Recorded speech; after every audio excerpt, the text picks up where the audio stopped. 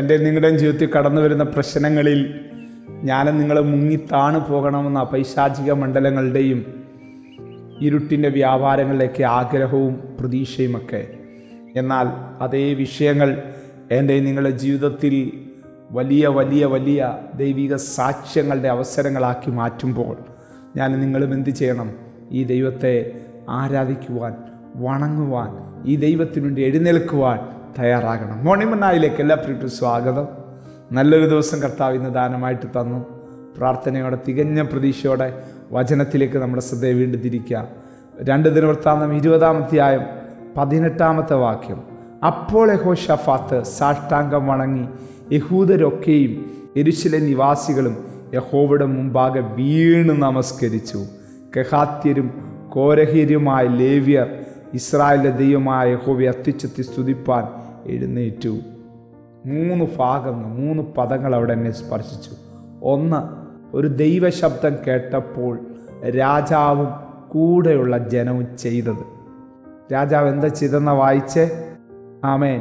സാഷ്ടാംഗം വണങ്ങി. യെസ്, ഒരു ദൈവാലോചന കേൾക്കുമ്പോൾ ഞാനത് ഏറ്റെടുക്കുന്ന കർത്താവേ, ഞാൻ അതിൻ്റെ മുമ്പിൽ എന്നെ തന്നെ വിധേയപ്പെടുത്തുന്ന കർത്താവേ എന്ന് പറയാനുള്ളൊരു മനോഭാവം എത്ര ഉന്നതനായ വ്യക്തിക്കും ഉണ്ടായിരിക്കണം. യഹോശാഫാത്തിന് അതിന് കഴിഞ്ഞു എന്നുള്ളതാണ് അവൻ്റെ വിജയത്തിൻ്റെ അടിസ്ഥാനം. എന്താ കാരണം? അവൻ വളർന്നു വന്ന ചുറ്റുപാട്, അവന് ലഭിച്ച ആമേൻ ആത്മീകമായ കാഴ്ചപ്പാടുകൾ, ആസ എന്ന് പറയുന്ന തൻ്റെ പിതാവിൽ നിന്ന് ലഭിച്ച ആത്മീക ദർശനം യഹോശാഫാത്തിലേക്കും അത് കൈമാറുവാനിടയായിത്തീർന്നു. തന്മൂലം എന്ത് സംഭവിച്ചു?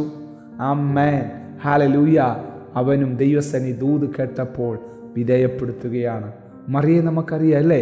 ഇതാ ഞാൻ കർത്താവിൻ്റെ ദാസി എന്ന് പറഞ്ഞ ആ ദൂതിൻ്റെ മുമ്പിൽ അവളെ തന്നെ ഏൽപ്പിച്ചു കൊടുത്തത്. ഹല്ലേലൂയ. ദാവീദിനെ നമുക്കറിയാം. ആ മനുഷ്യൻ നീ തന്നെ എന്ന് പറഞ്ഞപ്പോൾ ദാവീദ് എന്ത് ചെയ്തു? ദൈവസന്നിധിയിൽ തന്നെ തന്നെ വിധേയപ്പെടുത്തുവാൻ, താഴ്ത്തുവാൻ, സമർപ്പിക്കുവാൻ തയ്യാറായി. ഈ സന്ദേശം കേൾക്കുന്ന ദൈവപൈതലേ, എന്നെ നിങ്ങളെ കറക്റ്റ് ചെയ്യുന്ന ദൈവശബ്ദം കേൾക്കുമ്പോൾ, ഞാൻ നിങ്ങളുടെ ആത്മാവിൽ ചാർജാകുന്ന ദൈവശബ്ദം കേൾക്കുമ്പോൾ നിശ്ചയമായിട്ടും യഹോശാഫാത്തിനെ പോലെ സാഷ്ടാംഗം വീണ് നമസ്കരിക്കുവാൻ എനിക്ക് നിങ്ങൾക്കും കഴിയട്ടെ. ആമേൻ. സാധാരണക്കാരായിട്ടുള്ള ആൾക്കാരെന്ത് ചെയ്യുന്ന അവിടെ വായിക്കുന്നത്? യഹൂദരൊക്കെയും യെരൂശലേം നിവാസികളും യഹോവയുടെ മുമ്പാകെ വീണ് നമസ്കരിച്ചു. നമസ്കരിച്ചു എന്ന് പറഞ്ഞാൽ അതിൻ്റെ അർത്ഥം ആരാധിച്ചു എന്നുള്ളതാണ് കേട്ടോ. ആരാധിക്കാൻ അവൻ തയ്യാറായി. ഹല്ലേലൂയ. പ്രതികൂലത്തിന് മുമ്പിൽ എനിക്ക് നിങ്ങൾക്കും ആരാധിക്കാൻ കഴിയാറുണ്ടോ? പ്രയാസങ്ങളുടെ മുമ്പിൽ ആരാധനയും വേണ്ട, ഇനി പ്രാർത്ഥനയും വേണ്ട, ഒന്നും വേണ്ട എന്ന് പറഞ്ഞ് ദൈവസാന്നിധ്യത്തിന് അകലുന്നൊരു അനുഭവമാണോ? ഇവിടെയാണ് യഹോശാഫാത്തും കൂടെയുള്ള ജനവും നമുക്ക് മാതൃകയാകുന്നത്. വിടുതൽ നടന്നില്ല, ഒരു ദൈവശബ്ദം കേട്ടതേ ഉള്ളൂ. പക്ഷേ യഹോശാഫാത്തിനറിയാം, ഇന്നലകളിൽ എനിക്ക് വേണ്ടി പ്രവർത്തിച്ച ദൈവം ഇന്നും എനിക്ക് വേണ്ടി പ്രവർത്തിക്കാൻ ശക്തൻ തന്നെയാണ്. വിശ്വസിക്കാമോ ഈ ദൂത്? നിങ്ങളോട് ദൈവം പറഞ്ഞ് ഇന്നലകളിൽ നിങ്ങളുടെ എത്ര വിഷയങ്ങളുടെ മേൽ ദൈവാലോചന പ്രകാരം നിങ്ങൾ നിന്ന്, ദൈവശബ്ദം കേട്ട് നിങ്ങൾ നിന്ന് ദൈവമാത്രം കണ്ടിട്ടുണ്ട്, ഇടപെടലുകളെ കണ്ടിട്ടുണ്ട്. ആമേ. എന്നാൽ എനിക്ക് നിങ്ങൾക്കും അറിയാം, ഇന്നലകളിൽ എന്നോട് സംസാരിച്ച അതേ ദൈവം ഇന്നും എനിക്ക് വേണ്ടി സംസാരിക്കാൻ ശക്തനായ ദൈവമാണ്. യഹോശാഫാത്ത് നമസ്കരിച്ചു, ദൈവജന സാഷ്ടാംഗം വീണു. അപ്പോൾ അടുത്തെന്താണ് സംഭവിച്ചത്? അവിടെ വായിക്കുന്ന വചനം ശ്രദ്ധിച്ചേ. കെഹാത്യരും കോരഹ്യരുമായ ലേവ്യർ ഇസ്രായേലിന്റെ ദൈവമായ യഹോവയെ അത്യുച്ചത്തിൽ സ്തുതിപ്പാൻ എഴുന്നേറ്റു. അത്യുച്ചത്തിൽ സ്തുതിപ്പാൻ എഴുന്നേറ്റു. കണ്ടോ? ഹല്ലേലൂയ. യഹോശാഫാത്ത് വീണ് നമസ്കരിക്കുന്നു. ആമേ. സാഷ്ടാംഗം വണങ്ങുന്നു. ജനം വീണ് നമസ്കരിക്കുമ്പോൾ ദൈവപ്രവൃത്തിക്കായി ഒരു കൂട്ടം ആൾക്കാരെ ദൈവം എഴുന്നേൽപ്പിക്കുകയാണ്.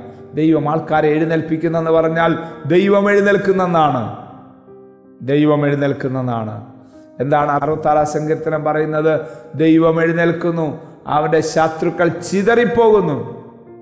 അങ്ങനെയാണെങ്കിൽ ആത്മനിയോഗത്തോടെ നിങ്ങളെ നോക്കി ഞാൻ ഈ വർഷത്തിൻ്റെ അവസാന നിമിഷങ്ങളിൽ പ്രവചിക്കുക, നീ വീണു എന്ന് കരുതി നിന്നെ തകർത്ത് കളയുവാൻ, നിന്നെ വീഴ്ത്തിക്കളയുവാൻ ശത്രുവായവൻ എല്ലാ പദ്ധതികളും ഒരുക്കി കാത്തിരിക്കുമ്പോൾ അതിൻ്റെ നടുവിൽ നിന്ന് എഴുന്നേറ്റ് ആമേൻ ഹാലൽ നിന്നെ വീഴ്ത്താൻ നോക്കി അന്ധകാര മണ്ഡലങ്ങളെ ചിതറിപ്പിക്കുന്ന ഒരു ദൈവകൃപയുടെ വല്ലഭത്വം ഈ ദിവസങ്ങളിൽ കർത്താവ് നമ്മുടെ മേൽ കൈമാറട്ടെ. ഒരഭിഷേകത്തിൻ്റെ പുഷ്ടി ദൈവം നൽകി തരട്ടെ. ചിതറിച്ച് കളയുവാൻ വാദിക്കുന്ന, താഴ്ത്തിക്കളയുവാൻ വെല്ലുവിളിക്കുന്ന സകല ദുഷ്ടാത്മ സ്വാധീനങ്ങളെയും ആത്മാവിൽ ജയിച്ച് മുന്നേറുന്ന ഒരനുഭവം ദൈവം കൽപ്പിക്കണമേ.